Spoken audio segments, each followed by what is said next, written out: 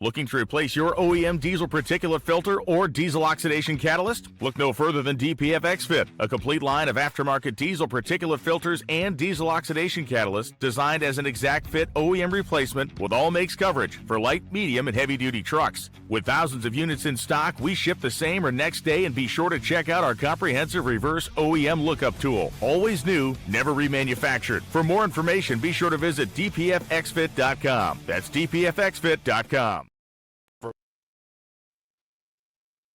For more than a decade, FTI has strived to become the leader in the aftermarket performance transmission and converter industry.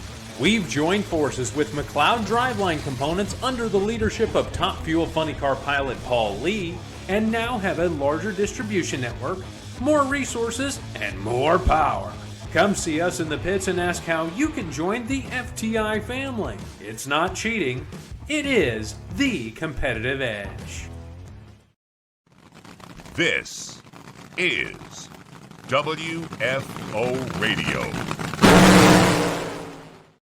Hey everybody, WFO Radio is back. A little NHRA Nitro results show from the Gerber Collision and Glass Route 66 NHRA Nationals, presented by Peak out there at Route 66 Raceway. What an event. It was wild. We got hit by a dust storm. We saw a whole ton of track records. It was outrageous. And we're going to break it all down on this show. We got the winners, baby. Fast Jack Beckman going to be joining us literally seconds from now. This guy is on top of the world. Literally. We're going to talk with Jack about his big hole shot victory over Austin Prock in an all JFR final round. Fans of JFR racing, I've been all over the Facebook like pages and the groups trying to entice the people who like posting pictures about John from the 1980s to check out the show and watch his drivers live. Will they do it? That will be great. Also on the show, Gaige Herrera. Gaige with a big final round battle against Matt Smith. They're ripping the throttles. They're going back and forth. It's going to be a lot of fun talking to Gaige. Also on the show, Jason Galvin, called The Action. Jason and I were like breaking it all down. We're going to talk about it and break down the race, get his thoughts, get my thoughts, kind of talk about some of the big things that happened out there at Route 66 Raceway. And this weekend, I will be in Maple Grove, Pennsylvania. That's right, the House of Chaos, Lucas Oil Divisional Race. Kid Chaos, Kyle Koretsky, is going to join us on this show. We're going to talk about the event and the Night of Chaos. The big thing is, if you're in the area, $40 a carload. Fill your car up with 8 people, which you can do. 10 is a challenge. 8 is possible. And it's only $5 each because it's $4 a carload. If you come by yourself, it's $40. You got that figured out? We're going to talk with Kid Chaos all about it. But right now, from top of the world, Jack Beckman. What's up, Jack? Look at this guy. Where are you? Yeah, well, actually, I'm on the roof of Figueroa Plaza in downtown LA, back to my day job. Top of the world. Top of the world, ma. Top of the world. All right, whole shot victory over Austin. Let's tell everybody, cell service is sketchy. You're going to try real hard to stay with us, but let's get to the meat of the matter. Whole shot over Austin, epic run, maybe one of your best wins. Talk about it. Yeah, I would have to say maybe it was my best win. Flew out last Tuesday so we could do a visit to Peak's corporate headquarters on Wednesday. Got to meet Tom Hervis, the owner of Old World Industries. Greg Natelick, the president of Peak, was out there. And then Brian Bolander and Bob Boyle, who've always been the liaisons of the race team, organized a couple hundred folks coming out there. 623 names. All the employees were on the hood of our Chevy every run that we made. And man, we made some weird runs and we missed a run. Yeah, that final qualifying, the way I position it, you just saved John a little money. That was like 15 grand. You just handed right back to him, right? Don't worry about it. I'm sure John didn't look at it that way. And that was one of those, the silver lining was it didn't happen on Sunday, right? If your car's not going to start, we were solidly in the show. We maybe missed out on some qualifying bonus points, but we stayed low. But then it didn't start for first round Sunday. And then it didn't start for the semis Sunday. And it seemed to be that it was 3 different problems. I've never had anything like that. I've had difficulty in starting once, never 3 times on the same weekend.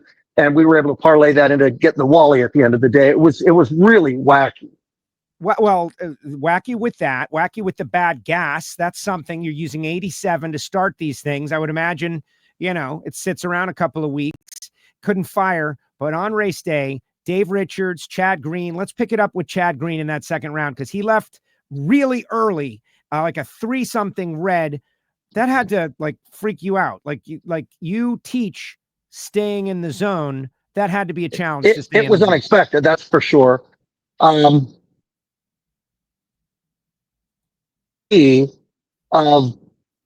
the first round, and that didn't even get us lane choice against Chad in the second round. So coming up there, we knew we had to push hard again, and our car didn't move a foot till it started smoking the tires.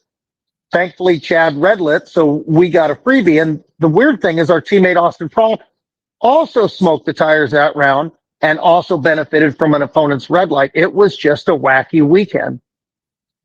Yeah. When was the last time that happened? 2 red lights in funny car. We just don't see it. Bizarre, but also you guys have 2 of the best cars in the category. And so it makes sense that people would want to step up.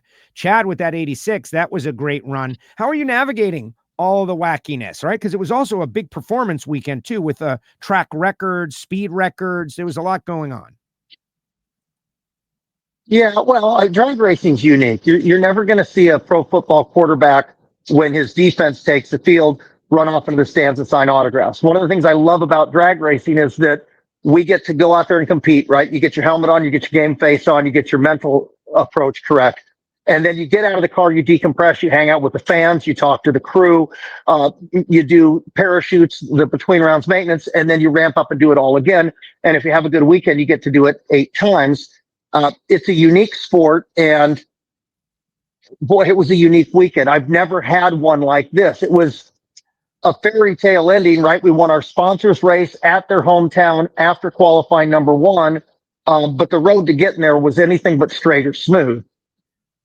Yeah, and your signal seems to have stabilized. It's possible like you had your hand over the antenna or something, but you're looking good now, Jack. Of course, I probably just jinxed us. Looking at the standings, it's a good start. You said in the media center, you're now second behind Austin.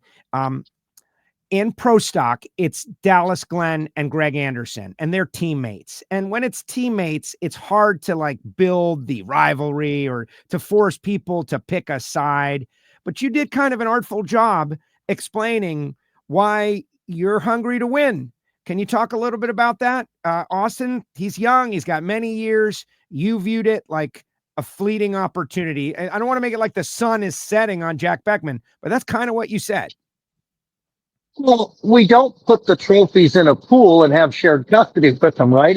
If the Cornwell car wins, they get the trophy. If the Peak car wins, we get the trophy. And I don't mean to be selfish, but we wanted the trophy. And that team has been the class of the field. And beat them is always a high bar. And you know that, like, Austin's typically going to be 200s quicker than anybody he races on reaction time, unless that person rolls their car in deeper to make their light look better, in which case they make their tune-up look slower. You're just trading ET for reaction time.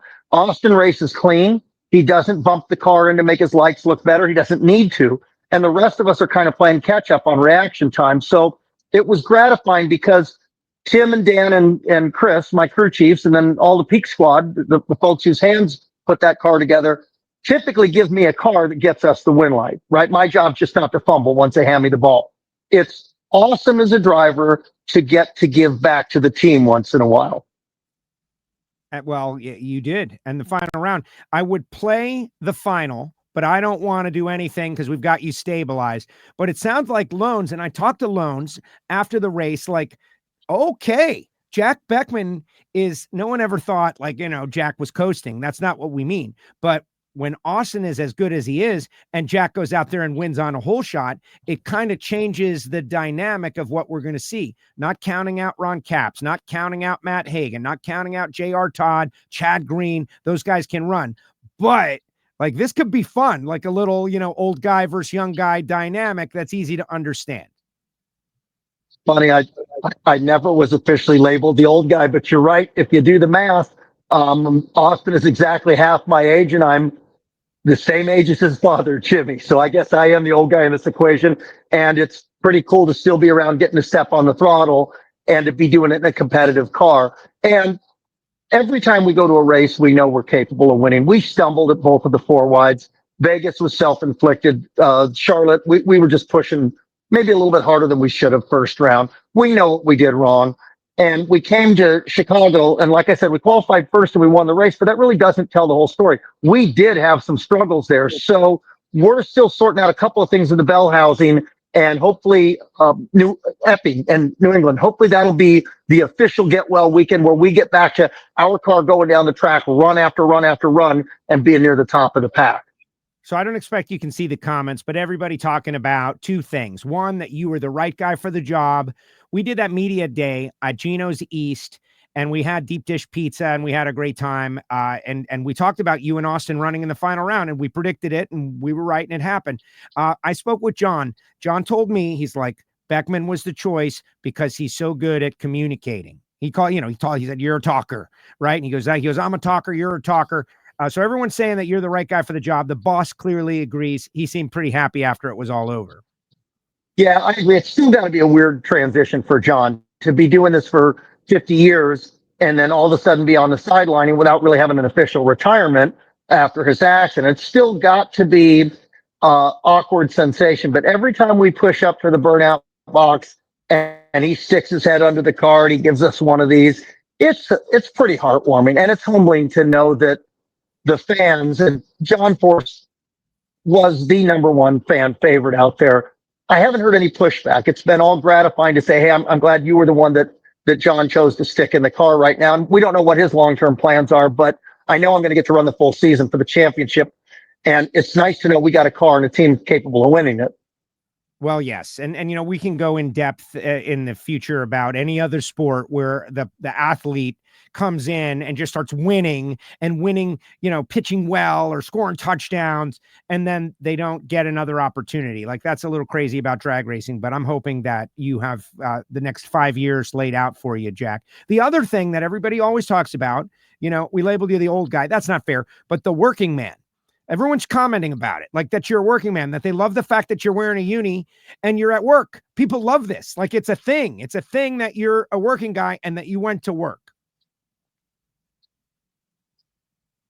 Yeah, well, I need the money. I'm a hands-on guy. Thank goodness I had to resign Schindler Elevator because I'm basically a half-time guy right now. And Urban Elevator was kind enough to say, yeah, we'll find a slot for you. Like today, we're replacing hoist cables, 550 feet per cable, and there's 10 of them. So my fingers are going to be worn out for the next few days. But I enjoy it. I keep my hands busy, it keeps my brain busy, and then hopping in the race car is almost a relief as opposed to maybe being more stressful if that's all that you do.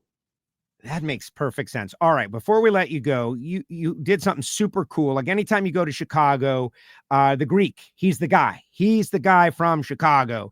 And I guess Austin Coyle too. But you spent some time hanging out. Well, there's the storm that we were in, Jack. I'm going to talk about that a little bit later. That had to be crazy for you guys. But you spent time with Chris Karamessinis. You went and found a track. Tell me a little bit about your exploits away from the track. So the picture was taken in Chris's shop, and he's been in there since 1963.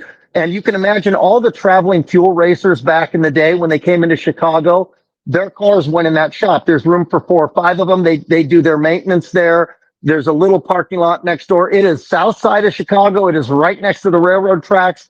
It's a rough neighborhood, but people don't touch the Greek. He's just mythical. And there's just something about that man that's 1 in 300 million. And just to get to reminisce with him, go back through pictures, listen to the stories of that. And then when we left there, we drove out to Gary, Indiana. It's only about an hour there, south of Chicago, and it's the old US 30 racetrack. It hasn't been run on since 1984. My buddy Brett Kempner has chronicled over 4,000 drag strips that have existed throughout history, and has kind of hold my hand through some of these visits to abandoned tracks. And that's where a lot of history was made.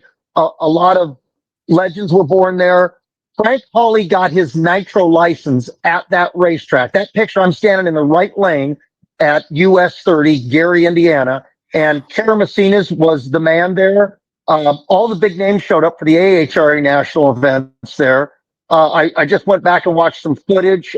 There was Dick LaHaye, Gene Snow, Don Garlitz, the Greek, Mike Dunn driving the Hawaiian. I mean, if you think about it, Chicago was the mecca for match race funny cars, and Wednesday night at US 30 was probably as great a show as you could see in the entire country.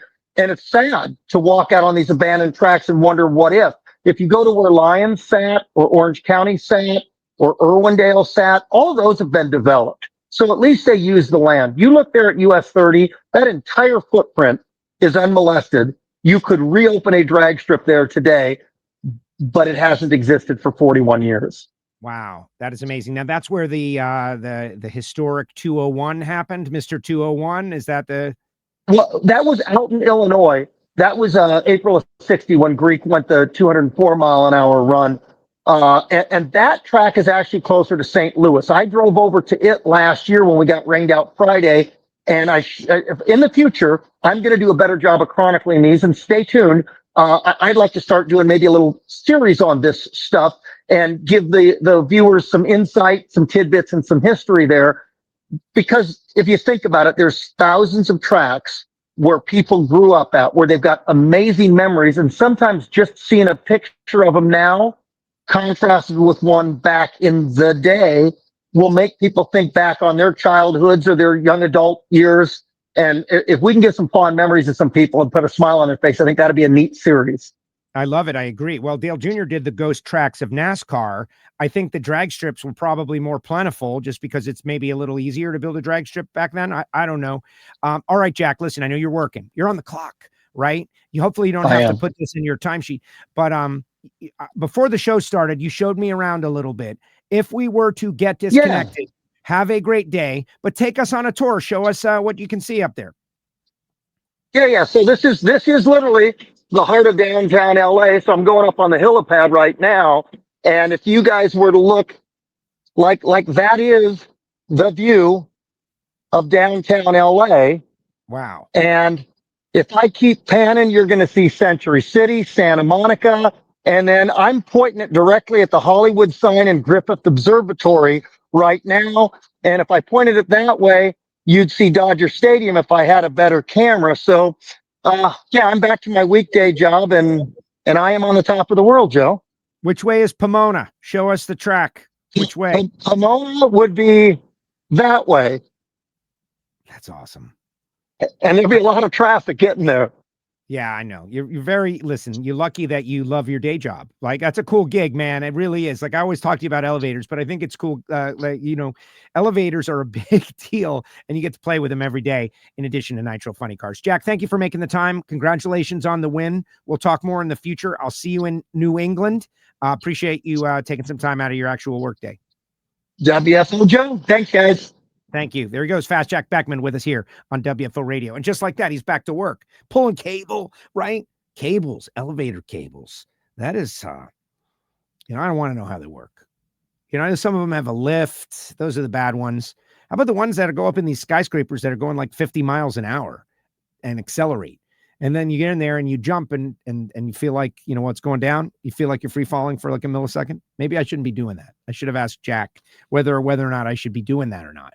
But bottom line, Jack Beckman gets the win. Point standings. He is second behind Austin Prock, 51 points. Matt Hagan third, 83 back. Paul Lee, 92 back in fourth. Paul with a very narrow red light.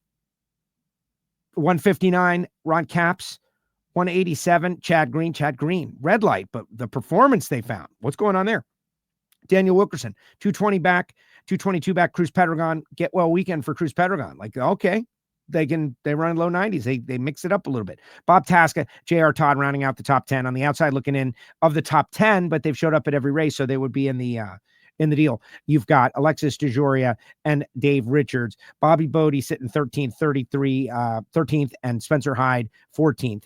Buddy Hall 15th. You've got all of those cars are pretty much in the mix for the countdown, which will be interesting enough to see. Now we're waiting. Gaige Herrera going to be joining us. While we wait for Gaige, I see Gaige just popped on. That is amazing. Let's watch the NHRA on Fox final round of Fast Jack Beckman's run. I wanted to play this for Jack, but I was also a little iffy on the internet. He's on top of the world there. So it was much more important to connect with Jack. Let's watch this NHRA on Fox. Final round, Brian Loans, Tony Pedregon, Amanda Busick rejoining us on the tour for the top end interview. Let's watch, and then we'll go on to Gaige Herrera.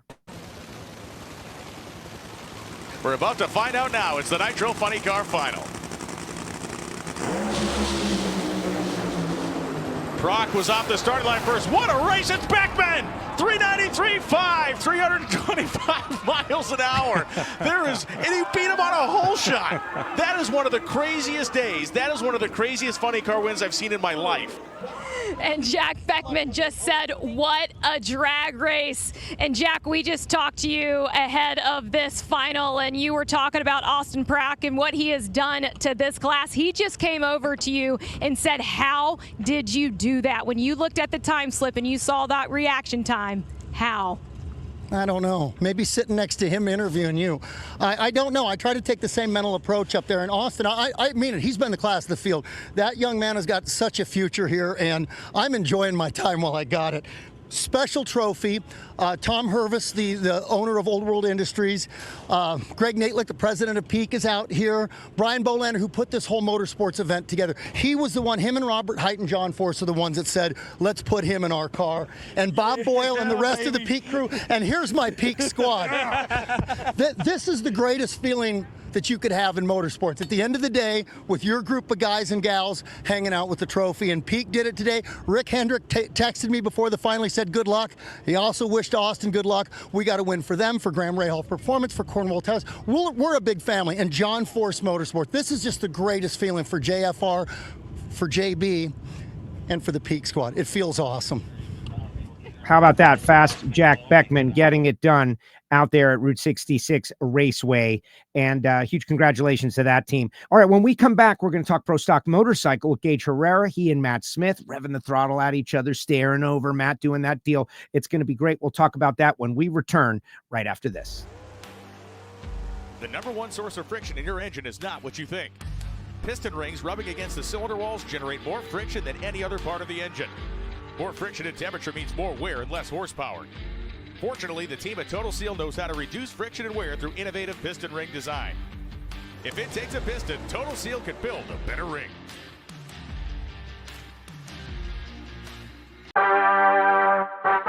Redline Oil, formulated to win, proven by me. Redline Oil, formulated to win. Formulated to win. Formulated to win, proven by me.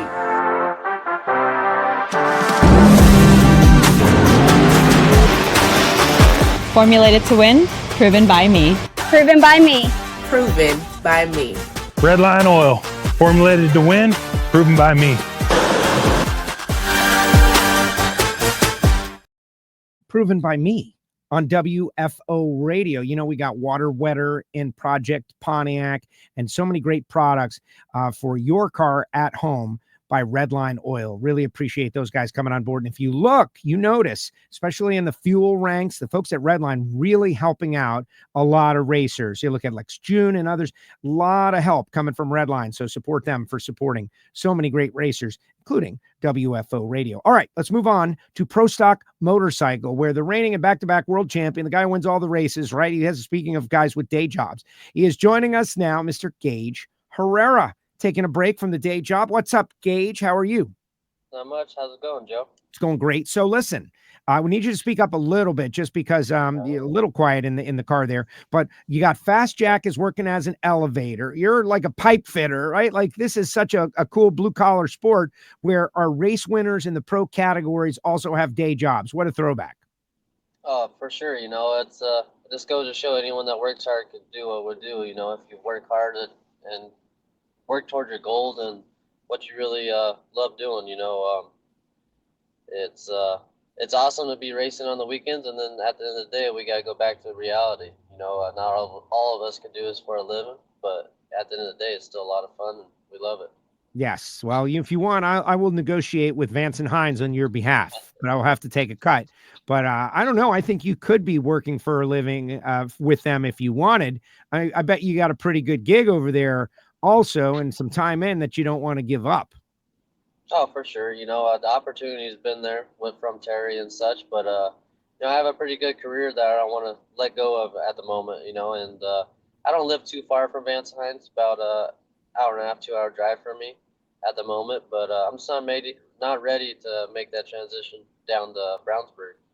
Let's see. There's all kinds of reasons, but I like what you have to say in that, that you guys are proof that you just got to go out there and nose to the grindstone, work real hard and try to make it happen. And sometimes it happens. It's not guaranteed to happen, but in drag racing, you could be, maybe you won't be a world champion like Gaige Herrera, but you could be a division champion in the Lucas Oil Series, Summit ET motorcycle. You could be a track champion. Like, that's what's cool about drag racing. There's a level where if you do well, you can conquer it. Oh yeah, there's so many different levels in NHRA drag racing, or in general. You got divisionals, the nationals, the regionals. You got all the bracket deals, and then you can race at the end of the year at Vegas. I mean, there's so many different classes, different ranks you could do, and that's what makes drag racing so unique. I feel, there's a lot of bracket racing, heads up. I mean, just all of it. So, and luckily for me, I've been able to do a lot of it, and now I'm living the dream in the pro ranks, which is what I grew up watching in the stands. So, but yeah, there's a lot of different options. The bracket racing thing, you've done that. Like, that's the thing. There's no style. You've done grudge racing for big money races. I think you told us you raced for 50 grand on one hit one time, if memory serves me right. Yep. You've bracket raced, which is really hard to do because of top end driving. And now you're showcasing your skills in pro stock motorcycle. It's kind of in domination, though. Matt Smith won out in ZMAX, and you come back here, and it's really setting up to be another Gaige versus Matt storyline. I don't have a problem with that. Like, I think about, like Larry Bird versus Magic Johnson, the Celtics and the Lakers. Maybe that's before your time, but sometimes two polled rivalries can be entertaining because it forces people to pick a side, either you or Matt. No disrespect to Richard, obviously, or to Angie, or to John Hall, or to Chase Van Zandt. Right at this moment, it's looking like you guys are the top of each team. Yeah, I mean, that's what it's looking like right now, but, that could change at any moment. We still got a lot of races left, but, yeah, it's been a lot of fun, between me and Matt. The last season it was about between us, and this season's looking the same, and our bikes are very close, ET-wise and all that. This last weekend I was able to capitalize on it a little more. He was struggling in the right lane, and I had lane choice in the final, so we put him over there because I know he was struggling over there. He even made a little joke after the semi, like, "You gonna give me the left lane? I haven't gotten down the right lane all race." So, but I put him in the right lane.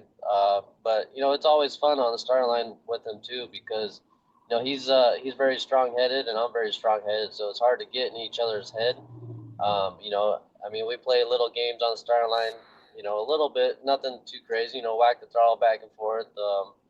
I lit the stage bulb and then backed out and then went back in, just try to get a little edge, or throw him off a little bit, but it didn't really throw him off much at all. He still had a 24 lights on my 005, but I cut a little close there as far as getting red light, but at the end of the day it was green, and got the win. But yeah, I mean, it's gonna be a fun season. I feel like it's gonna be going back and forth all season between MSR, Vance Hines, and Richard. Richard was right there with me all weekend. He was we were within 100 basically every pass. Unfortunately, he had a little bobble and it cost him second round, but that's part of racing, especially drag racing. You can have the fastest hot rod out there, but it comes down to the human to make it A to B at the time you need to get there and to get the win line. So it's going to be interesting. I'm excited for Bristol for sure. I am excited as well. Let's take a second to watch that final round, see if we can see anything, because I noticed you flicker the bulb. I talked to Andrew. Andrew said it could have been the wind that did that, and you had to back it out. I didn't believe him when he told me, but whatever. But, Andrew's not like lying to me. Maybe he didn't know, but I like that. I think we need to amplify that. Let's see how Brian and Tony did NHRA on Fox covering that final round, because I think it's I found it to be very exciting. Let's watch. Let's see how it goes. Gaige is dipping a wheel, and he dipped it back out again. Smith will stage second. Reaction time, 005 for Gaige Herrera past the 8th mile. Does Smith have anything to answer with? No, he does not. 6,777, 198.9 miles an hour. And once again, high, wide, and handsome. There's Gaige Herrera. And we'll go ahead and give Gaige his assets from winning here in Chicago. The winner's hat, the winner's medal. We'll get the milestone Wally into the hands. You'll see that it's silver today for the 30th race here in Chicago. And Gaige, man, just the tension between you and Matt. You just told me that was purposeful up at the starting line. Why? It's fun. Me and Matt both are very tough competitors, and we're good on the tree. I mean, his dad's Tricky Ricky, and Matt's just like him. And I'm just going to show we're trying to make class fun. Me and him both are really tough on the tree, and we're good with mind games, I should say. Whether or not I mess with them or not, or vice versa. But I mean, I had a 005 to his 24, so I didn't throw him off too bad. But this Revzilla, Motul, Suzuki, Vance Hines, it came out on top, and I can't thank all Andrew and all the guys back at the shop enough. My crew guy Jay, Ray, all of them. But that ain't too bad for a rental bike. So whoever rents that thing, they got a fast hot rod. Thank you. It's the 25th anniversary. Show them. And Matt comes over. What did Matt say to you? It looked like you guys talked, and there's that mutual respect. Matt's, he's won a bunch of races, he's lost a bunch of races. What did he say in that moment? He just congratulated me and said it's always fun racing you. So, which it is, vice versa. It's always fun racing him as well, because you never know what we're gonna do on the line or how either one of us is gonna run. I mean, like in Gainesville, we both ran the same ET. I just got him on the tree a little bit, so it's always fun and exciting racing him. I love it. It's going in the right direction. Like you said it, you kind of have a calm tone about you.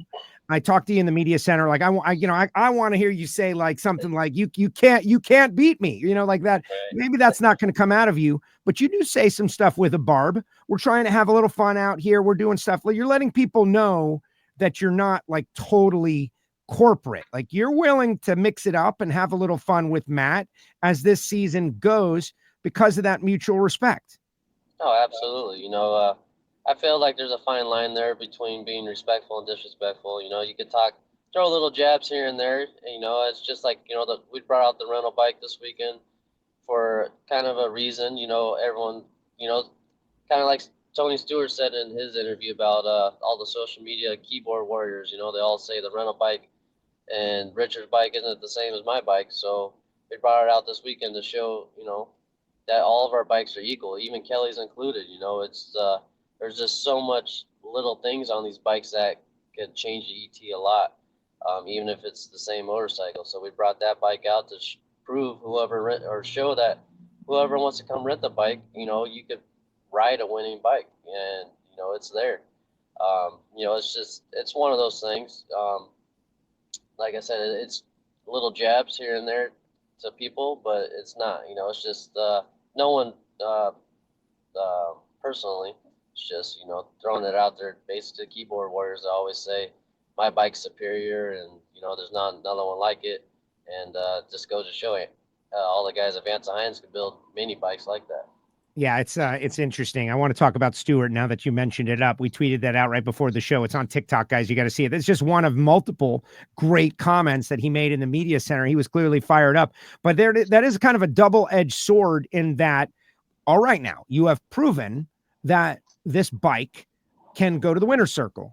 And I'm pretty confident if you got Richard's bike, it'd go to the winner's circle. And if you got on another bike, if you got on Chase's bike, like that thing might go to the winner's circle too. You are a superior rider to most people who are trying to do this. You just are. You've won 2 championships. The numbers bear it out. It's like someone saying, like a Michael Jordan or Muhammad Ali. There's some people who are just superior at what they do.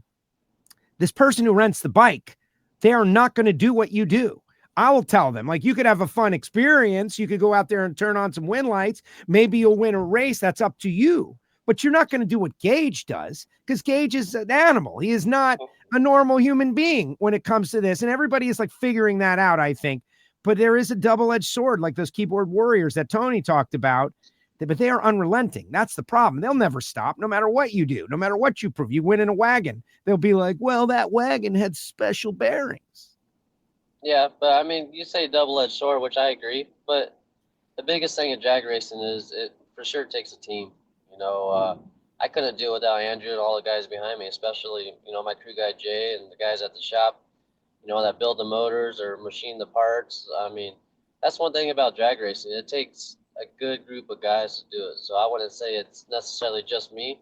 You know, I just go out there and do the best I can to showcase their hard work, you know, and I get the fame and the glory and all that. You know, I get to raise the trophy up and, you know, thank them on TV, which, you know, I love doing because at the end of the day, I feel like they work at it much harder than me, you know, and, you know, that's the thing. I mean, it's not like I can get on any bike and win. I mean, maybe I could, you know, after time, you know, working on the bike. I mean, me, Andrew, all of them, we all work together a lot to make those bikes as fast and as good as they are. So, you know, it's definitely a team effort that has made all this possible the last two seasons and now going into this season for sure. But I mean, I feel like that's what makes drag racing so unique, or any kind of motorsports, is it's not a one-person team. You know, it takes a good group of guys.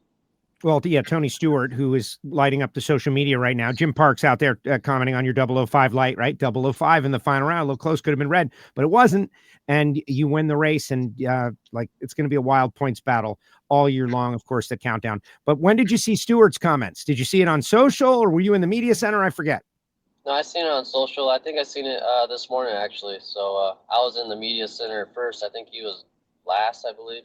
So I didn't get to see it firsthand. I saw it. So what is your emotion as you're seeing that? I've been having a little bit of a, you know, whatever the opposite of a love affair is with the social media lately. I feel like this great thing, and I certainly use it for my show and to promote things that I do, but it's kind of devolving into just trash. It's like, really, I don't know. I feel like the negative is kind of outweighing the positive at the moment right now. And to see Tony in this great moment, someone asked him a question and he just kind of went down this path to where he ended up. And it's on NHRA's TikTok. It's on NHRA's YouTube Shorts. You can watch it. You'll see it. But he lights up these people, man. And I was like, yeah, you go, because I watched it live. What did you think when you saw that? Because I'm sure it mirrors what you think too. But you're not going to do that. Like, you're not going to do what he did. He can do it. He's in the unique position to be able to do that. Yeah, I mean, I feel like, you know, the people that always have the negative are the people that, you know, don't do it themselves or don't do anything really themselves, you know, haven't accomplished much. I mean, it's like yesterday, my teammate Richard Gatson made a post about the bauble he made, and then people get on there and bash him and comparing him to other people, and, you know, saying, you know, you had the bike to win and you messed up and blah, blah. I mean, it's human error, you know. It's just, social media makes it so easy for people to get on there and basically, you know, feel bigger than they are, you know, bully people around, and, you know, it gets under some people's skin. But for like me, when people talk trash to me, like on social media and stuff like that, it drives me to be better. It drives Richard to be better, and as you heard Tony as well, I feel like it almost drives everyone to be better and to prove them wrong. You know, it's, you know, I forget what, I think it was last season, I did a little jab on TV back at the Keyboard Warriors about it. You know, I think it was about my lights. You know, I wasn't really pushing it back then as much because my bike was quite a bit faster than everyone else. So, you know, I basically went out there and tightened up my my average to prove a point to the Keyboard Warriors. So they definitely drive us as riders, drivers, to do better. And, you know, but like you said, it seems like a lot more negative lately, more than anything, but it drives us as racers for sure. Well, I think that, you know, let's not give them too much credit, okay? Because then they'll be like, they'll ask you for a check. Like, send me a cut, Gaige. You're lucky that we let you have that 005. But anyone that has done anything at this competitive level, even running a sportsman bracket car at their local track, knows that it's real easy to throw rocks at other people's accomplishments. But when you're in the moment, semifinals, Saturday night, there's a van in the other lane, and this guy's 005 and you're 50 and you lose, it's like, oh, I wanted to be better, but I just wasn't. Anybody who's actually done it is usually way less critical than the people who haven't. That's just the way it is. You hear it on sports talk radio all the time. Like, that guy's a pro, he's making $15 million. Why didn't he make the free throw? Well, he wanted to. He practiced a lot. Sometimes it's part of it. You don't make the shot. And, but to have a voice, right? To have a voice, like not everybody, I believe this, not every single person should be able to manipulate the world with their opinion, and it's funny that it's out there, but don't let it get under your skin. Like everybody is saying right now, the best thing you do is ignore it. Jim Parks, who is he races, he says, overrun with whiny bitches. Thanks, Jim, for like cutting it to the bone right there. Any final thoughts, Gaige, before we let you go? Not too much. I want to thank all my guys at the shop, of course, for their hard work. I'm definitely looking forward to Bristol. It's a very beautiful facility. I love. The first time I went there was in 23 with Vance Hines, and that's one of my all-time favorite, getting to race in the valley there. So, but it's gonna be I'm excited for this season. It's gonna be tougher and tougher. I mean, this is only our third race, and it's you're gonna see I feel like you're gonna see a lot of different race winners this year. And you're going to see more, I want to say more drama, but I feel like it's going to get pretty intense. And I'm really looking forward to it. But all this, me and Richard and all the guys at Vance Hines, we're going to be ready for it and give up the best fight we can. I'm excited as well. Listen, this is what it is. This is what it is. We're not going to have you drag a piano down the track to make it easier for someone else to win. And if you're 0-0 in finals, you're going to be tough to beat. Gaige, thanks for coming on the show. Back-to-back champion, going out there undefeated at Route 66 is to be there, I think. 3 consecutive wins. That's a tremendous accomplishment. And now back to work, man. Go back to work. Thanks, Joe. Appreciate it. There he goes. Gaige Herrera with us here on WFO Radio. Yeah, Stewart went nuts on the social. He was in the media center. We'll tell the story a little bit with our next guest, Jason Galvin, who called the race and got some great insights. We're going to talk a little bit about Top Fuel. We're going to talk about Pro Stock Motorcycle. We're going to cover the bases. We've heard from Jack Beckman and Gaige Herrera. Kid Chaos, Kyle Koretsky, going to be joining us a little bit later on in the show. So I can tell you, we're going to hype up the night of chaos. I don't fully expect you to be able to see the details on this flyer other than $40 per carload, guys. We got jet cars. We've got the Lucas Oil Series, Top Alcohol Dragster, Top Alcohol Funny Car. Of course, they're going to have Super Street there, guys. The 1090 cars are going to be there. That's right.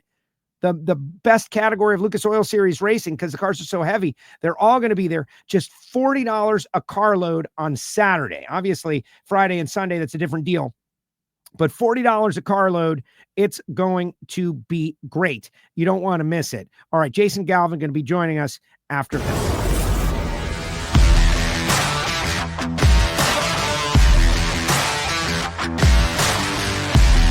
Foggit is a high-performance fogging oil designed especially for internal combustion engines. Foggit can be used by everyone. If you have a lawnmower, a jet ski, a motorcycle, a tractor, a high-performance car, a classic car, racing vehicles, if it has a cylinder wall, it needs Foggit. And Foggit is available at summitracingequipment.com. Go to summitracing.com, get yourself a can. Like everybody's got to have a can of Foggit. Joining us now, he called the action out there at Route 66 Raceway. We had a great time. He appears to be on the move, but we might as well see the inside of his home. What's going on there, Jason Galvin? What, little Kobe decides he's uncomfortable in the moment? Well, he was hungry, Joe. What do you want to do about it? He's hungry. Listen, it's good to be hungry, though. You got to train them. You can't give these kids everything they want, Jason. You got to train them to be hungry so that they work. You got to teach my 6-year-old. I don't believe that. Teach my 6-year-old he can't have everything he wants. What's up, Jason Galvin? What's up, Joe? How are you? I'm good. Just talk with Gaige. Just talk with Fast Jack. Now expecting a nice little event debrief from you. We had some wild experiences out there at Route 66 Raceway. Like on Friday, this thing rolled in on us, and pretty shocker. I was on the mic for Friday. It was nightmare qualifying. Galvin comes in on Saturday. I guess, the track prep went up, and we had an unbelievable day of qualifying. Multiple track records, speed records, ET records, and it carried into Sunday. What stands out for you in this race? I thought you were going to give me credit for the race getting better come Saturday. Maybe. Well, that's what I'm saying. Like, just coincidence or conspiracy? I don't know. Yeah, well, conspiracy for sure. Yeah, I mean, I think what stood out to me was the quality of racing on Sunday, right? I mean, that's that was as good of a Sunday as we've had in a while. And there was some, anomalies, I think, with the crew chiefs getting a little carried away in Nitro in round 2. And if I do my memory correctly here, I think it was round 2 of Top Fuel and maybe the semi is a funny car. Round 2 funny car and the semi is a Top Fuel got a little wonky. But I mean, the racing was just so good. I mean, the final round of funny cars is as good of a 2-wide final round we've had in funny car. I don't know, since I've been around the sport. I mean, it's, right there with those matchups that you always remember.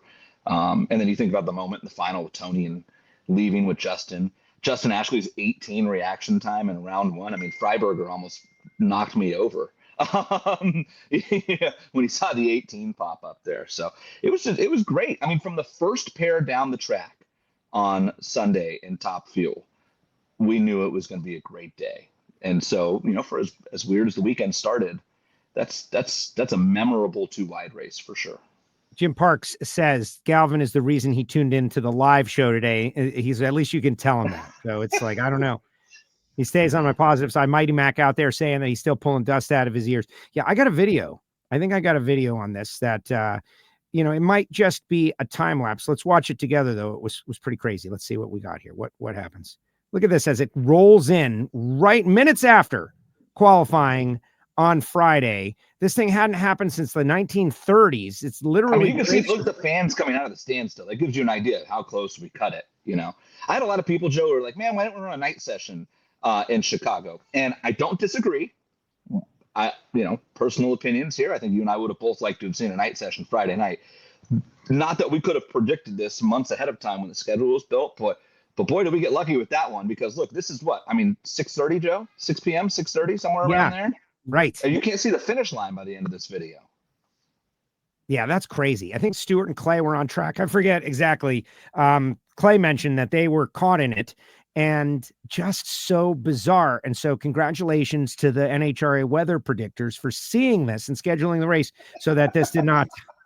They never get credit, Jason. It's always the negative, right? Let's give them some credit for the positive for seeing this chaos that would ultimately come in. Let's talk Tony Stewart. A great video, Joe. It showed just how windy it was. Like, you saw the bicycle fence right in front of the tower there, and the Camping World, kind of wrap that goes around it. I mean, look at the Camping World and the Lucas wraps once they get swung out there, and you're like halfway through this video. It really gives you a sense. You're like, this is part of why Pro Stock Motorcycle only ran one session. Look at how much those are flying. And think that that's in the bowl, right? Like, that's secluded from the wind in theory, because you've got these huge grandstands. So think of how bad that looks there, and then go to 800 feet where the grandstands end and be on a motorcycle. People who, there was a social media deal Andrew Smith and I were talking about where somebody was calling them out for, the riders for being, let's say, lacking bravery. Yeah, ridiculous. Come on, get out of here. Ridiculous. You get on 2 wheels and ride through that. Exactly. But again, the keyboard warriors, right? Like, you're only going to get the worst of humanity on the social. It's been a little bit of a sub thread on our show today because Tony Stewart's screed from the media center is going viral on TikTok and NHRA's YouTube. I've shared it on my X account, and this guy, he lights into them in a way that made me feel great. I don't have people coming at me, fortunately. But like, I see it for other people like that, like anyone that would challenge the courageousness of pro stock motorcycle racers to race in a stark wind that we talked about right there. Like, why would you do that? Like, why would you do that? What would make you do that? Like, I'm going to show this person subtext. Then I'm obviously very jealous of and wish I could be in their position, but I'm not, for a reason that maybe it's my fault or something happened to me. I don't know. But like, why would you do that? And then the rest of the world sees it, and smoke just lit them up. Hopefully everyone, I'm not going to play it because I don't want the views. I want everybody to get the views. It already had like 9,000 retweets or something when I saw it. And the funny thing to me, like, we're going to criticize Pro Stock Motorcycle. I don't remember anybody walking up to Bob Malloy or Larry McBride and telling them that they lacked the courage to race their motorcycles. And like, did anybody notice that Top Fuel Motorcycle only ran to the 8th mile this weekend? Why did they only run to the 8th mile? Because when they got there on Thursday and parked their rigs, they all looked at the wind and said, I ain't riding this thing past the grandstands. No way. Not a chance. So they ran to the 8th mile. You're going to go tell Larry McBride he doesn't have, the bravery needed to ride his motorcycle? Like, no, that's called being intelligent. Okay. Yeah. So it's survival, folks. Yeah. All right, let's get into Top Fuel. We talked a little funny car. We will get your take on that, of course, especially that big final round. But Doug Coletta was the number one qualifier. Doug stormed through Lex June and Josh Hart to get to the semis, where he ran into Justin Ashley, smoked the tires. Justin's 40 on the tree. Justin talking about changing his pedal, puts an 18 reaction time up and gets everybody freaked out, then kind of regressed to back to his, 45, 40. Goes to the final round. Who's waiting for him? Tony Stewart. Tony goes through Terry Totten. Tony goes through Sean Reed. Tony goes through Steve Torrence to get to the final round against Justin Ashley, make his fourth consecutive final round. Let's pause right there in that. Wow. For any team to make four consecutive final rounds. He got the 4-wide win. Neil Strasbaugh, Mike Domagala, that team, they've had air deflectors on the whole time. They are grooving. They have found a groove consistently going down the racetrack, and Smoke, the Hall of Famer, he knows he can do something with that. It's made him more confident. He told us how long did he talk to us after the media center? Like 40 minutes. 35 minutes. This is the longest post-race media session I've ever seen. Crazy. Yeah. But they got it going on. The thing that he said that I loved, Joe, and I know you probably latched onto this too. And it's something that Paul Lee has said earlier this year, right? Because Paul Lee is a driver, not a comparison as far as like struggled. I don't think Tony's ever really struggled in the Top Fuel car, at least not publicly. But Paul Lee is a driver who at times had been criticized for his driving acumen and has turned into a very good race car driver in the last, call it 12 months, which coincides with, coincidentally, Paul Lee having arguably the third best funny car in the world over the last 12 months, right? I mean, certainly the JFR cars are just in another level, but I mean, it's like Paul Lee and Hagan and a little bit of Caps, as far as that next car right now. Tony Stewart has a real contending race car for the first time in his Top Fuel career. And what has Tony Stewart developed into? One of the most dangerous drivers in the sport. And here's somebody who knows how to rise to the moment, and he did it in the final. He left within 6 thousandths of Justin Ashley. The thing that I think gets overlooked a little bit is, Tony had to pedal the car in round 2. That pedal job was world class, and he does not have a lot of experience pedaling the race car. If you go back and watch that pedal job, and you just watch the butterflies, which this weekend with the Reinhart scheme on that car were really easy to see. And I mean, the way that, the throttle blades, they close and then they open like this much. They close again. They open this much a little bit more. And as the car starts to kind of sit back down and get back into the clutch, they just open up slowly like this. And they never get back to fully open, which is like the number one mistake new Top Fuel drivers get themselves into in pedaling a car, right? Is they just like, the car settles down and slam back into it. I mean, that might have worked in like 1988. It doesn't work anymore. And the good drivers know and have that throttle control. And it shouldn't be a surprise to anybody that Tony Stewart has figured out throttle control, right? I mean, there's a guy who's made a living, kicking everybody's butt on a dirt track. It's the king of throttle control. But, I mean, he needs credit. It wasn't just the final round reaction. And it's not – Tony did a lot of – and it's what a good leader does, right? I think sometimes it's easy to forget. Tony Stewart's also he owns the business. He's a businessman. He's a Top Fuel driver, but he's also a businessman. What's a good businessman do? He supports and brings up the people around him. Neil Strasbaugh, Mike Domagala get all the credit in the world for turning that car around. The car is running really well, but every time they've needed Tony to bail them out in the last 4 events, Tony's also bailed them out. That's what makes a championship team. That's what makes a deadly team, right? Last year, Joe, like Austin Prock, yes, did he dominate funny car? He did. But also, every time it felt like that Jimmy and Thomas and Nate missed a little bit, Austin was there to bail them out, right? Every time that Steve Torrence, that his car missed a little bit in that, fable that you love to talk about, undefeated countdown, they didn't make 70 consecutive clean runs down the track, but when they needed Steve to bail them out, Steve was also perfect. And that's how you end up with a championship winning car. And right now, Tony Stewart is right there with Sean Langdon, best Top Fuel car in the world. No question. Yeah. It's shaping up. It's going to be very exciting. And, Justin had all the motivation in the world to go out there. He did his job. He went Justin on him. It just wasn't enough. And so now the story is shaping up. I also think the timing is great for NHRA. If you think about Tony winning Vegas, going into Charlotte, that was a huge story because he's kind of coming home to NASCAR country where all his friends can come out and see. We've heard that comment about Dale Jr. like looking at drag racing now because like, oh, he drove Cletus's truck. He's like, wow, that was really fun. Like I really liked it. All of a sudden you hear Tony talking about like how he's having to relearn and process and the challenge of what he needs to do, all of that. Then he comes out to Chicago and he wins right before he is going to be the color commentator for the Indy 500. And he's like walking in there. Mighty Mac, who's out there, asks, like, are you going to bring the trophy? Tony said, I don't need to bring the trophy because the trophy is with him. It's like floating over his head. He's going to walk into that broadcast booth. They're going to be like, wow, former IndyCar driver, NASCAR Hall of Famer who just won this week in the NHRA and went 330 miles an hour. Like that is so great for drag racing. I know they're going to talk to him about it. Obviously, it's going to get referenced. Well, and so not just this win, right? Not just the win 2 weeks ago, but and he's the points leader. So you can't ignore it if you're IndyCar. Can't ignore it. IndyCar can whatever, and they can have whatever directives they want. But I mean, Fox is our broadcast partner. You would like to think at some point here, it's beneficial for Fox to talk about it, right? I mean, the Indy 500 is going to get the ratings they're going to get at this point, no matter what. Nothing that happens today or tomorrow is going to change the Indy 500 ratings. They've advertised it. It is what it is. The race is sold out. It's my favorite. I've made. I've never hid this. It's my favorite sporting event in the world. I love the Indy 500. So I can't wait for Sunday to sit there and watch. I think it's the greatest spectacle on earth. Man, the greatest spectacle in racing. You should quote that. The greatest spectacle in racing. I should see if there's a trademark I can get on that. You should really test that one. That's a good one. Yeah, but it is a good one. I wish I would have thought of it 90 years ago. But I mean, you can't not talk about it, and it's good for Fox too. It's going to help raise the ratings. I made the point talking to some friends yesterday. Like, how much does this help?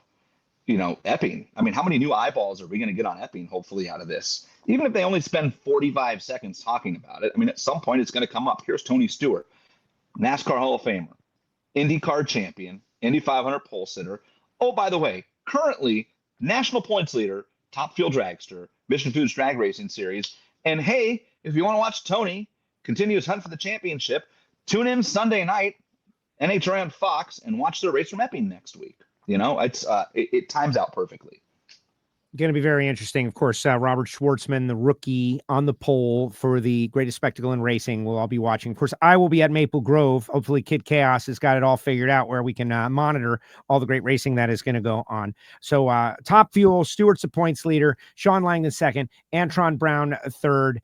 Just a great weekend of racing in Top Fuel. Torrence continues to be, not that he was ever fell off enough to be resurgent, but it looks like that team is moving in the right direction. We just spoke with Fast Jack. He and Austin in the final round, epic final round. Is there anything else you want to touch on in Funny Car or Top Fuel that we didn't get to already? Go check the Play NHRA odds today. If you're a Play NHRA fan and you have access to an account and you're in a state where you can do it, all I'll say is that I got an update on World Championship odds last night. And if you're really smart, you understand how odds work and how to build a portfolio, as they call it. Let's just say that there's an opportunity in Funny Car literally today to guarantee yourself a significant return if you understand how to do it. It's all sorts of things that go into it, right? And you always take. Wait. Okay, hold on. You're giving the wonderful piece of advice, and I appreciate it. You and I are obviously exempt from gambling on NHRA as hard card holders, but we are not exempt from explaining how to build a program or whatever you said. Let's create an analogy, not exact but similar, with say the NFL. Sure, perfect example. So Play NHRA, guys. Here we Play NHRA NFL version, right? Same thing in the NFL as the NHRA. Today, you can place a wager on any full-time NFL team. So in our case, any full-time Nitro team to win the world championship. Okay, but let's be realistic. Like right now, you take 32 NFL teams, and we can just cross off like a solid 15 of them. And you can't. ever obviously guarantee beyond a shadow of a doubt, but you can feel very confident that like the Tennessee Titans and the Cleveland Browns are not winning the Super Bowl this year, right? And there are plenty of racers in Funny Car that are full-time that as much as we love them, we want them to compete for the championship, that if you're smart, you can figure out, okay, realistically, they're not winning the championship. But the latest odds that we saw come out, it's Austin and Jack, and the next favorite is Paul Lee. He's like 49-1. And then Hagan and Caps and J.R. Todd and Tasca are all like 56-1 when they posted last night. Now, I don't know where that's at right now, and they all move, and you can check or whatnot. But if you just do the process of elimination on the cars that you don't believe, you as a race fan, you can figure that out on your own, that you don't believe have an opportunity to win, and you think you can narrow it down to 5 or 6 cars, and you can build a portfolio of smaller bets that pay out really large on that. And then as you get closer to the end of the year, you start watching what Austin and Jack, who have, really strong odds. Austin is an odds-on favorite to win Funny Car on May 20th, which should tell you how strong everybody believes that team is, and rightfully so after the season they had last year. And they're coming off of 2 wins and 3 consecutive finals. Totally understand it, right? But there is an opportunity to build a profile off of that. It's the same thing that really successful NFL bettors do. They come in, what are they looking for right now? They're not looking for the Kansas City Chiefs and the Philadelphia Eagles. They're looking for teams that, could be ascending. Minnesota, if you think their quarterback's going to be good. San Francisco, if you think they're going to bounce back, right? Houston, the Chargers, if you think year 2 with Jim Harbaugh and they've built some talent around them. And you build a portfolio at this time of the year of longer odds, but that have, you can make a real argument for I see a path to them winning. You can do the same thing right now in Funny Car. It's the one class that I feel like the odds makers have not caught up to for whatever reason. Because, Joe, how long have you been around this sport? We all know how it goes, right? Yes. And it's a nitro car. It's the one great, what's the word I'm looking for here? Equalizer is nitromethane, right? Stuff happens in nitro cars. Mechanical things happen. Things go wrong. The MSD grid fails, like Jack talked about. It runs the clutch, like happened to Wilkers. I'm like, there's a million things that can happen on a nitro car that can ruin your day. I mean, think about Austin and Dallas last year, right? If Jack Beckman we forget about this. If Jack Beckman didn't have vertigo and Austin's car, dies on the burnout and Jack Beckman wins Dallas, those two are racing for a world championship at Pomona, right? So there's all those little things that can happen. And if you're really smart about it, there's an opportunity to potentially set yourself up very well. All right, so here are the odds. I opened the email, right? And I'm like, again, you're not guaranteed to win, guys. And if you have a gambling problem, you should call 1-800-GAMBLER. But here are the futures for Funny Car. Austin is minus 729. Jack is 394 plus 394. And then everybody else plus 4,617. Paul Lee is the third option. Plus 5,680. Chad Green, Matt Hagan plus 5,680. Ron Capps plus 5,680. Cruz Pedregon plus 5,680. Blake Alexander 5,680. He's not even running all the races. Buddy Hall, Daniel Wilkerson plus 5,680. They all got it right now. Dave Richards, J.R. Todd, by the way, J.R. Todd plus 7,199. What's going on there? Oh my gosh. Right. Like yikes. Blake Alexander has better odds to win the world championship than J.R. Todd. J.R. Todd's running for a world championship. Blake Alexander is not. Right. And those odds are going to change, is what Jason is telling you, is those odds are going to change just because they are right at this moment. Doesn't mean they will be in a couple of weeks. But if they might not even be there this moment. I don't have DraftKings and FanDuel up. I'm in California, so I couldn't see them if I wanted to anyway. They might have changed, is the point. They might have changed already, but they've probably not changed significantly. Well, all I'm saying is if you're smart and you do some homework, Funny Car, there's a real opportunity to, again, what they call build a portfolio. Do a little research on your own. I'm not telling you that I'm the world's greatest expert on sports gambling. Do a little research, learn what building a portfolio is, and then figure out how you can build a portfolio of long shots with smaller bets that make, have large potential payouts if they cash. And then later in the year, when it narrows down, because, by the time we get to Dallas, Joe, that's when if we get to Dallas, there's going to be 6 cars, right? You're going to have half the field's going to be mathematically eliminated by the time we roll into Dallas. Yep. Or close Who's to it going to be? Right. By the time we leave Dallas, we're going to be down to 4 or 5 cars realistically that can win a world championship. And if you're holding if we're down to 6 cars and you've got 4 tickets that are, plus 5,600 or plus 7,100 like JR, Austin and Jack, no matter how good their season are never going to be some astronomical favorite with 4 races or 3 races to go.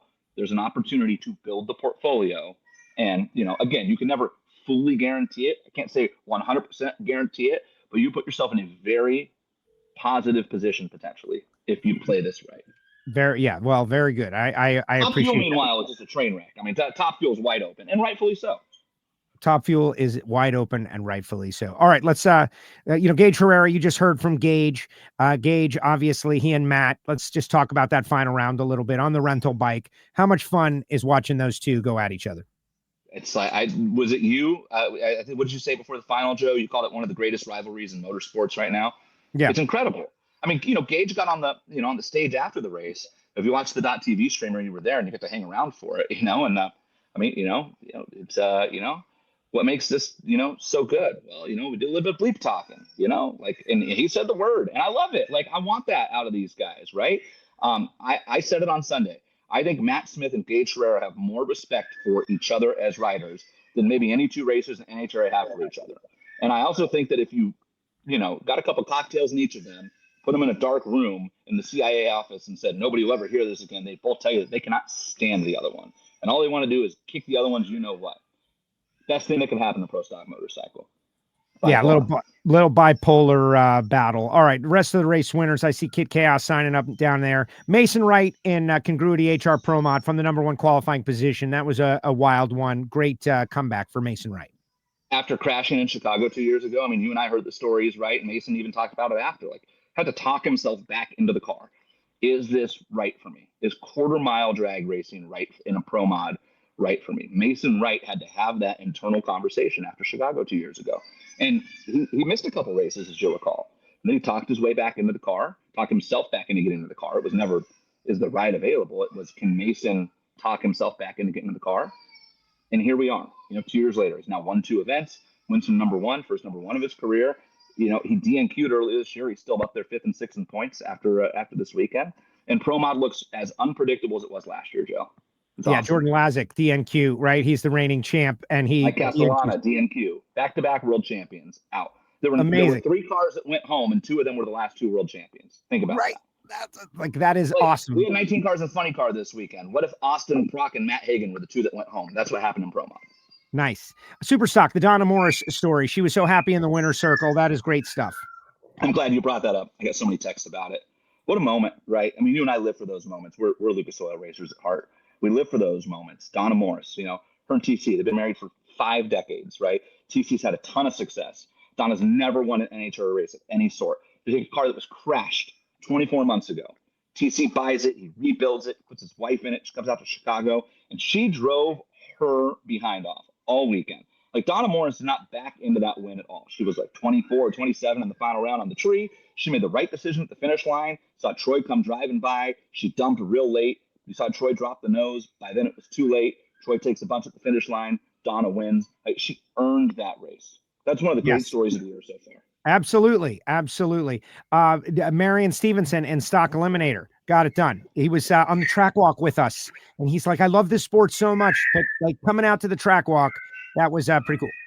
Yeah, and he almost doubled up. I think he got the semis and Stock Eliminator, as I recall. Yep. So Marion had a really good weekend. And he's always tough in that part of the country. Joey Schiff, credit to Joey Schiff. Yes. Super Gas racer, division champion, Super Gas. But to switch to a foot brake car and do what Joey did in Chicago is very impressive. Jeff Cheney. Okay, so I hear Kobe in the background. I want to let you go because you got to go take care of that guy.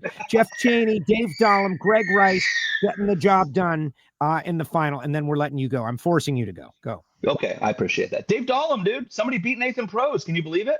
Yes. The miracle of all miracles. Nathan Prose is human. 20 consecutive rounds in Super Gas. Nathan Prose had won to that point. I got texts from 15 Super Gas racers from around the country that said, and the crowd goes wild when Dave Dahlem won the race. It was the most popular win of the year so far from racers was Dave Dahlem beat Nathan. Nathan Prose can lose. And the worst by poor Nathan, Nathan's great on the tree, gets to the finish line and loses a double breakout by this much, it's not like Nathan made a bad run. That's just, that's part of .90 racing. Sometimes you make the right decision all the way down the track and it's the wrong decision. But boy, he's in a really good place right now. Let me tell you. Yeah, I know. Like Nathan looking good for the world. really well. Super Comp was great. Jeff Cheney, that's a great win there. I was really surprised. I don't know about you. I had spent a lot of time in D3. Kimber Fusian's a 2-time division champion. I was shocked that was her first final round of the national event. Like, that really surprised me. Great race. Like, anytime you get a first-time winner, right? First-time winners are awesome. We got 2 of them this weekend. Great stuff. All right, go take care. Kobe. Appreciate Kobe. you, Jason Galvin. Good job. Thanks, you. Joe. All right, there he goes, Jason Galvin. And I could flood him with all the Jason Galvin love, I love Jason. I'm a big fan of Jason Galvin and all that stuff, and that's why he's on the show, guys. That's why Jason Galvin is on the show. He puts a lot into it and a lot of details and a very interesting perspective on the whole thing. Kid Chaos, enable your camera, bud. Enable your camera. I'm not bringing Kid Chaos on without the camera. Let's bring him on this weekend. There he is. I will be at the House of Chaos with this guy. What's up, Kid Chaos? How are you? Nothing much, Joe. How you doing? What are you doing? Breaking rocks? I'm in digging a trench right now. I don't know how to turn the camera around, but no, it's fine. It's fine. Oh, there you go. There you go. Where's this trench you're digging? Where is this? It's on the property? Digging a trench on the property here for some water line. So all right. That's what we're up to today. All right. So let's talk $40 a carload this Saturday night. Jet cars, jet truck. You're bringing me in. I'm excited. What do we need to know? Yeah, I mean, it's you kind of need to know it's $40. Jam them in the car. It's a family event. We're here for, the kids love the jet cars. We have a great fireworks. We have 850 Index, which is some great index racing. And it's a family event. You get to see alcohol dragsters and some really fast hot rods and some cool stockers too. You got a lot of Copos and old school Camaros. So it's nice to see the older generation bring their grandkids out and stuff like that. So it's really a family affair. The Lucas Oil Series, great racing, some excellent cars. Going to have top alcohol dragster, top alcohol funny car. Anthony Troyer going to be there with the McPhillips car. It's going to be awesome. But where did the $40 a carload thing come from? I know that a lot of people say, oh, we got to do it like the old school guys do. We got to get grassroots on the deal. I know you're shooting for to get some high school kids out there with their friends, real cheap entry. But tell me about making the decision to do $40 a carload.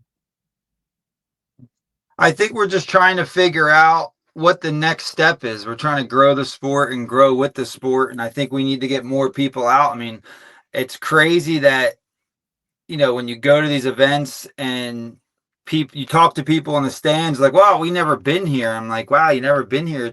60 plus years Maple Grove Raceway's been there. And yeah, first time we brought our family out. It's great, a little expensive, but it's a good time. And I'm like, all right, well, how do we fix that? Obviously everything right now is financially just high, but I think the $40 carload gets some new faces out there. It's good for the sport, good for the sportsman racers. They deserve to be recognized, not just the pros all the time. I think the Lucas Oil divisional guys and girls are badass and they need to be seen. Exactly. That's it. I went out, I was in Orlando and I was at the Baby Gators and I'm walking around racing Project Pontiac and there's no fans. There's none. And it's these cars are amazing. We could take 10 of these cars and put them in a parking lot at a grocery store and 150 people would show up. They would be like, what are these cars? It'd be amazing. There's some sort of disconnect and maybe this is it. Maybe at least you're trying to do something to fill the place on Saturday night, $40 a carload. I would do it. Hopefully you'll do it as well. What else is new at Maple Grove Raceway? I know you're always improving other than the trench. We're always doing stuff. A lot of stuff I think this year the fans won't really see, but the racers will see. We're still working on some blacktop stuff. Unfortunately, it takes a lot of engineering plans, permits, stuff like that. So it takes some time. We're in the process of upgrading the lights, which again, it's been a 2-year project, but dealing with these big companies with the electrical and trying to bring power, we're not in a very high populated area, so they don't have a lot of power there. So we're trying to get that because right now a lot of people don't know our lights are ran off generators. We have big old school diesel generators that require so much maintenance. so much love to these things. I mean, it's cool. It's fun. If you're a mechanic, you like to turn wrenches, we'll gladly take you on standby for any of our events. But we're trying to get hooked up to, I call it shore power.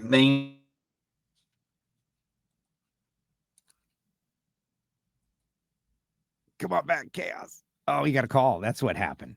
Diesel generators. I didn't know that. That's crazy. Oh, he's taking his call right now. Chaos Central. Thank you very much. Now he's about to come back. Listen, we got this whole thing figured out. Kid Chaos. Saturday night, Night of Chaos, Maple Grove Raceway.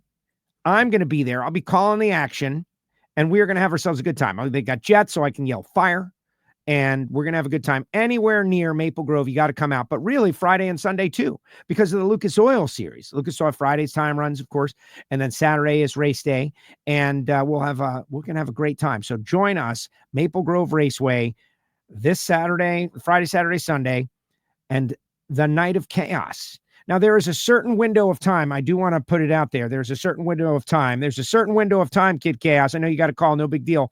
I'm sorry. I don't know how to, I'm not the best tech guy. Is there a way to shut the calls off while we're doing this or no? I think you got to put do not disturb on. I don't know, though, is the answer. Whatever. You're fine, man. I got you. I'll stall for you. It's no big deal. You're back. What's the window? When does the $40 carload thing start? It's like 3 to 6, right? Yep, 3 to 6. You can enter on Saturday. Come see the man, the myth, the legend himself, WFO Radio Joe, and that's kind of how I know. Joe NHRA now. I'm still WFO Radio Joe. Thank you, and you should be. Like we're during the week and on the off weekends. I am WFO Radio Joe, and on the clock, then I'm NHRA Joe. But either way, we're having a great time. Hey, let's talk about that Factory X car that you drive sometimes. What's the deal with that? I know that car's cool and getting better. When are we going to see you in it next? We'll be in Virginia, June 20th, end of the month. They were going to do some testing right after the divisional race. But Rob Smith Racing got us a new car, and it's a Jerry Haas car, and we got some good power from Stanfield. And we're still learning.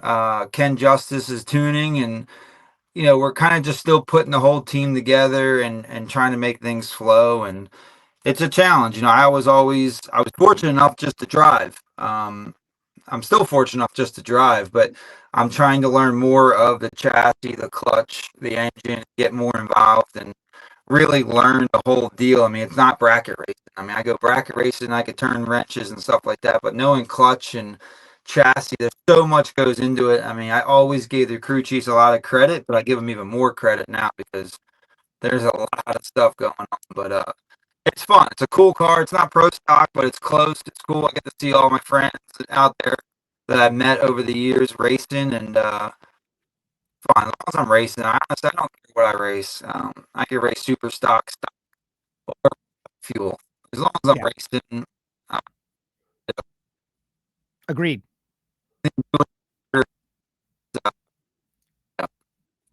All right, we're losing you a little bit, Kyle. It's okay. I will see you on Friday.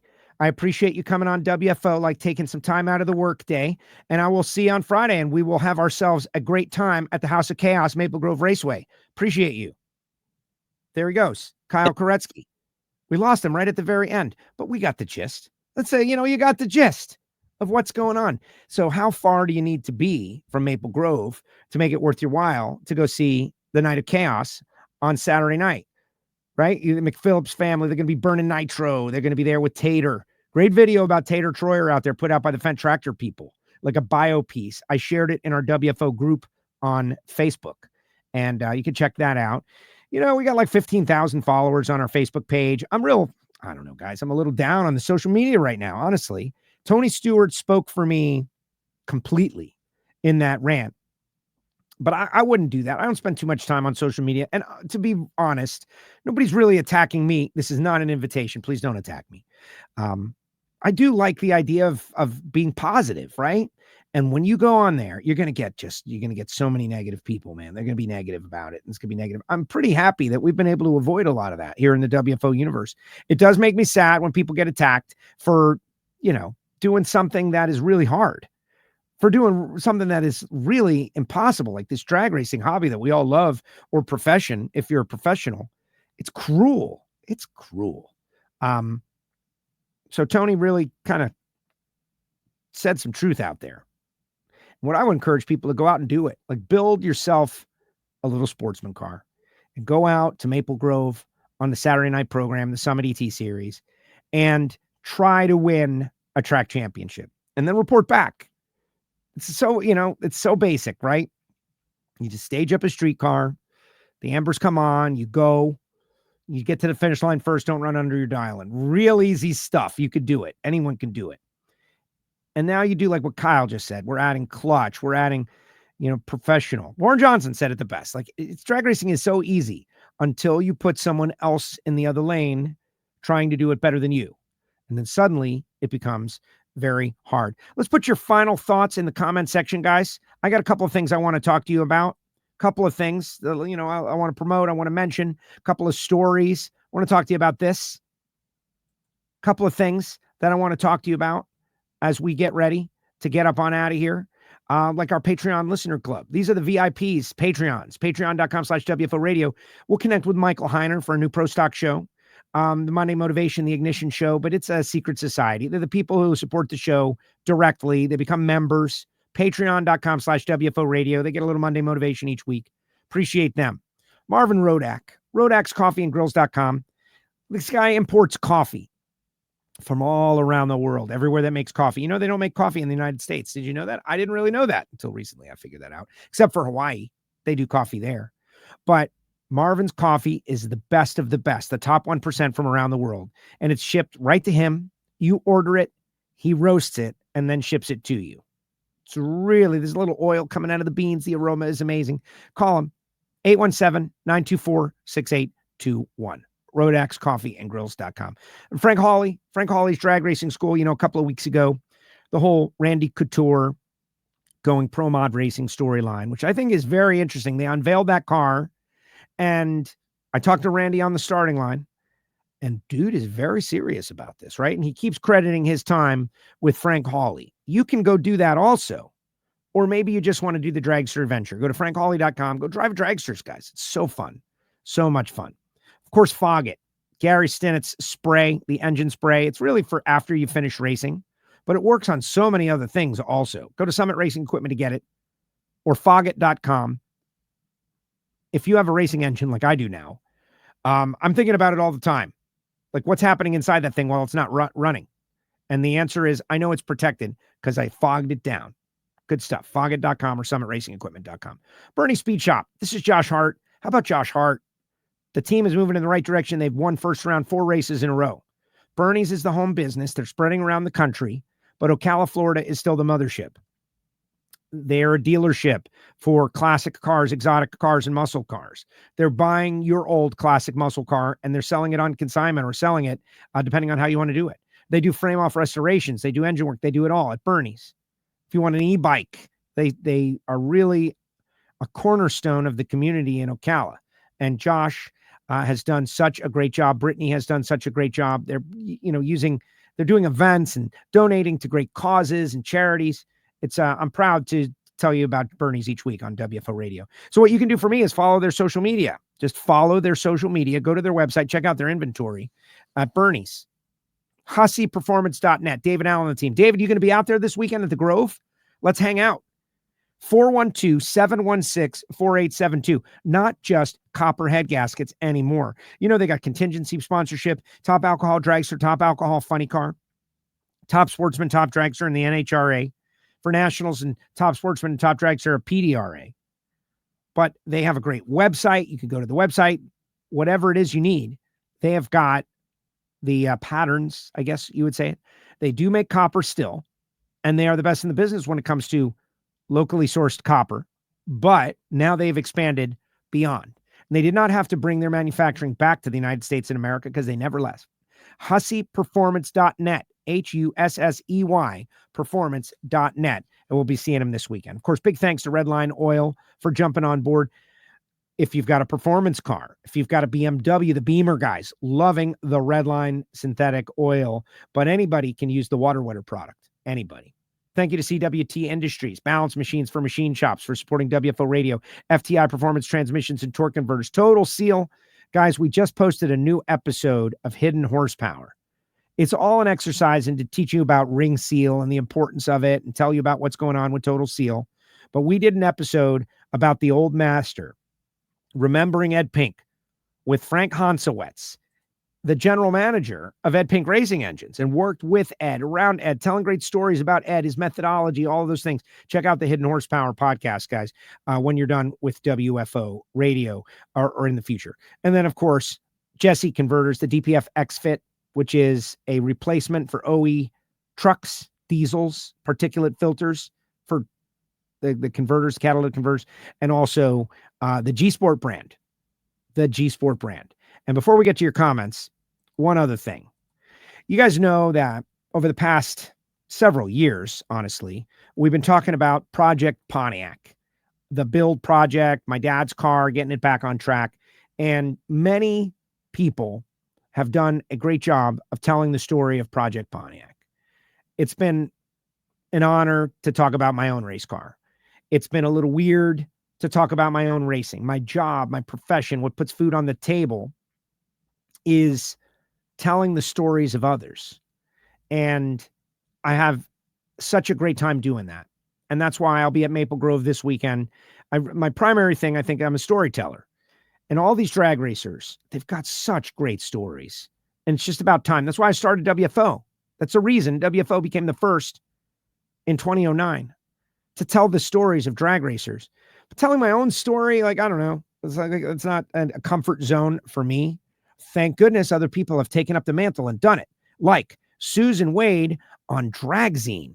And I just dropped the link in the chat. And if you guys want to check that out, Susan did a really good job. And Brian Wagner posted so many photos, classic photos of Project Pontiac that I sent him. Lift shots, just work shots from TBM breaks, and from my friends Doug and George, my friend Rick McDonough, who put the car together with me. The full story of Project Pontiac is on Dragzine. And I have a funny anecdote that I will share. Yesterday, to the truck that we tow Project Pontiac around in is a GMC 3500 gas burner, my dad's truck. And the other day, you know, it started running a little rough and the check engine light came on. And so there's been this mechanic shop nearby that I'm kind of like trying to learn if they're trustworthy, right? So I had them work on my mom's car and they're nearby. All my mechanic friends have all retired, honestly, or died or aged out. Like everybody that I trusted moved away. Everybody knows like finding a trustworthy mechanic is really the number one thing. You got to have somebody you trust. And so this is a mechanic shop that's close to my house, and I've been seeing them for many, many years. So I brought my mom's car to do a little something, and I'm like, all right, like checking out their vibe. So the other day I go in there to ask them if they will look at the truck.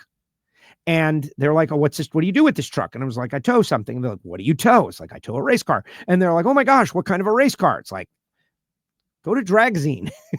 And so they go to Dragzine, and they're all looking at the story. And there's a picture with me and Rick Hendrick. It was crazy. It was a crazy experience. Very fun experience. And now they're working on the truck. I got to pick it up here in a few minutes. Trustworthy mechanic, so hard to find in the world.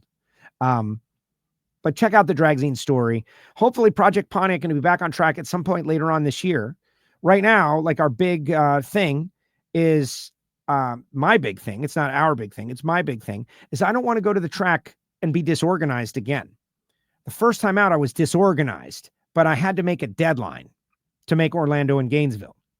So I literally had like a pile of stuff. And Michael Scott at Reich Trailers, like they set up our trailer to go down the road.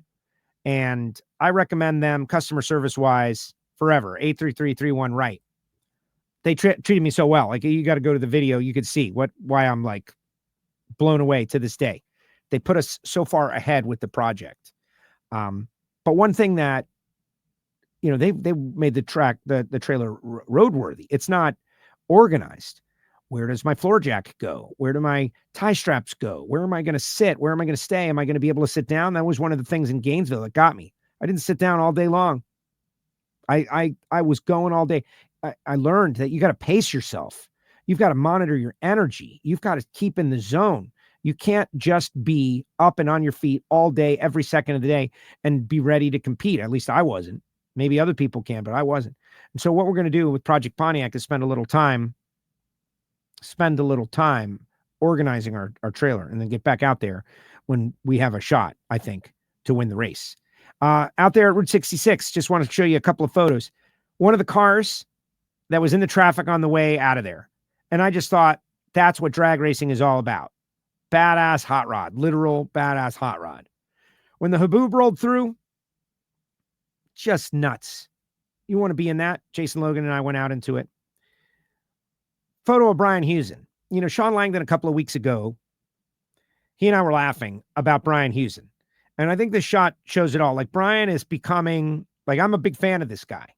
I'm a big fan of his character because he was the right-hand man of Alan Johnson for so many years. And now he's his own guy.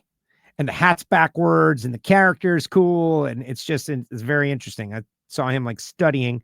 This is the moment that Sean and I talked about a couple of weeks ago. Pro Mod cars. What we're seeing in the Congruity HR Pro Modified Series is sick in a good way. But Tom Bailey from Sick the Magazine just ran 263 miles an hour and became the fastest car, door slammer, suspended door slammer in NHRA history. And it just had me thinking, like, wow, I want to make sure everybody understands why. The reason the Congruity HR Pro Mod cars are a little slower than Tom Bailey's car, even though it drives on the street and maybe weighs more, because Tom Bailey has unlimited. Whereas Pro Modified is a regulated category where they're taking multiple power adders and they're leveling the playing field. If it was just unlimited, wide open, it would be a much different situation. People ask that question a lot. Jack Beckman was very happy in the winner's circle. Freiberger got in the winner's circle, got dragged into the winner's circle with Fast Jack. So did I. Jack invited me into the winner's circle to take a picture with him and the trophy. I was like, nah. And he's like, you better do it. And I was like, okay. It was great. The Yeti, this guy, he's committed. Why am I showing this photograph? Because the Yeti, like any sporting event where you got guys walking around dressed like this, is a better sporting event.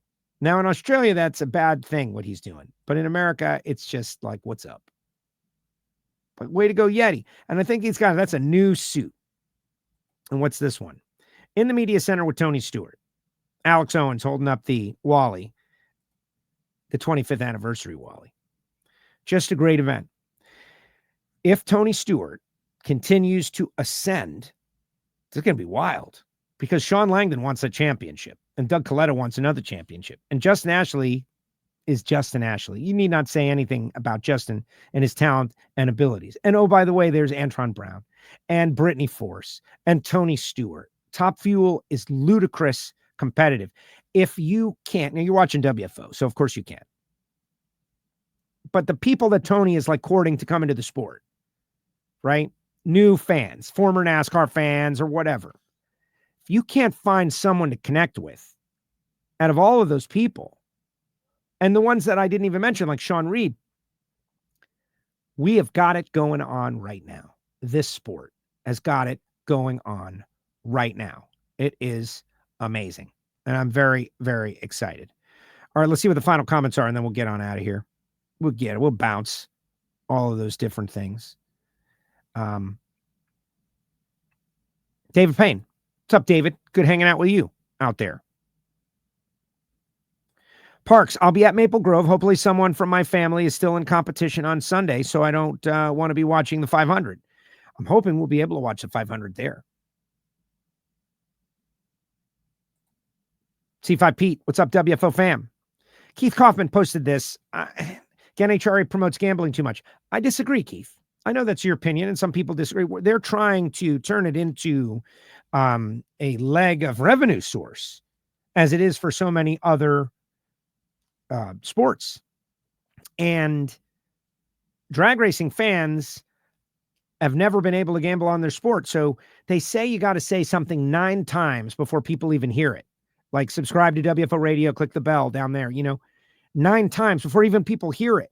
So I don't think you can promote it too much. I don't think it can be promoted too much before someone scans the QR code. Like there's a hurdle. Got to scan the QR code to find out what's legal in your area. You got to decide, you got to pick one of maybe multiple choices. You got to fund your account. You're going to get some bonus money, by the way. They got bonus money now, right? Like if you put in X amount, they're going to give you X back to make it worth your while. But I think we're not promoting it enough, honestly. He says, I don't even bet on fantasy football. I keep my money in my pocket. Yeah, what is it? $20 a race, dude. Come on, man. I think it made you the time you win when your driver wins the race, then you will understand. As someone who did, I won $300 on Brian Vickers once. And I was like, oh, yeah. Remember at Talladega when he crashed Dale Jr.? Yeah. I had him at 31. Pretty good. He also says, go Panthers. Yes. Everybody's rooting for the Florida Panthers to go back-to-back in Stanley Cup finals. Integrity Racing says we have a junior super gas roadster. Joe loved it at the Baby Gators. Yes, I know you guys. That video got a ton of views, by the way. Still gets tons of views. Good job. Monica will be at the House of Chaos this weekend. Will you? WFO Joe and Kyle. Yeah, we miss you in Pro Stock, Kyle. We totally do. Let's see what else. Ralph's in Central Florida checking it out. What a great chance to load all my kids and friends to the drag strip for the first time. That's right, Dale.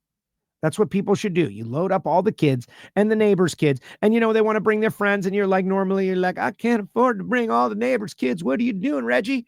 And this time you can do it. Bring them all. Everybody who can fit in the car.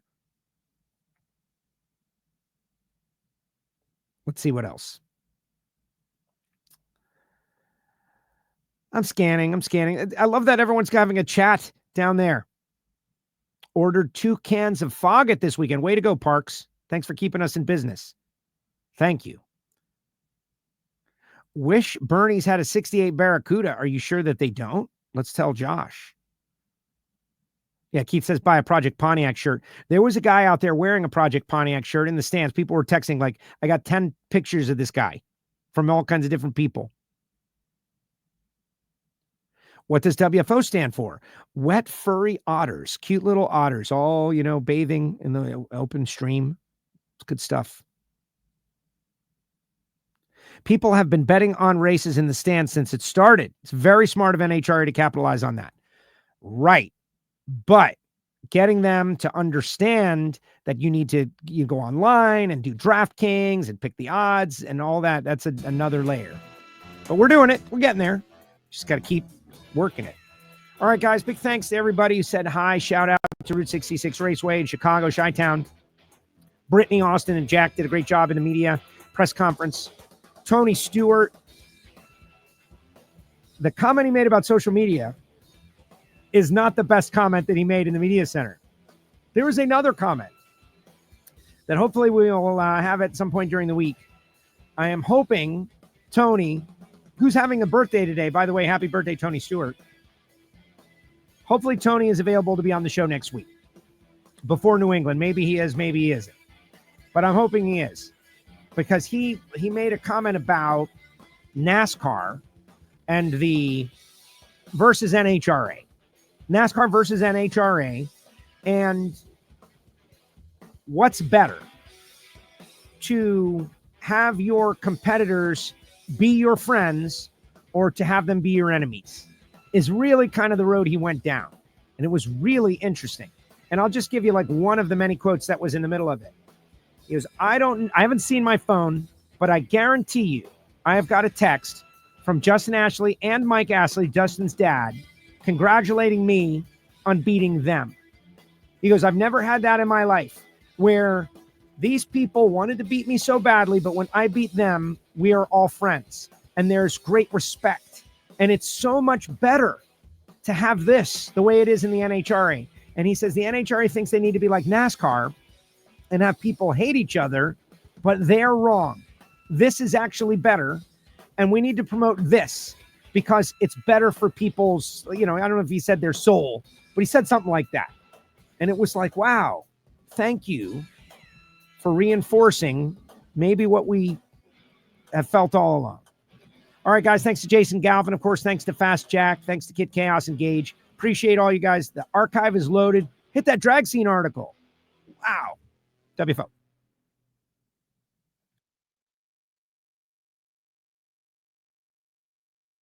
Like this show? Want more? Then head to WatchPTTV.com, the new 100% free PowerTube TV streaming network. Home of the best classic and new motorsports racing and build shows on the web.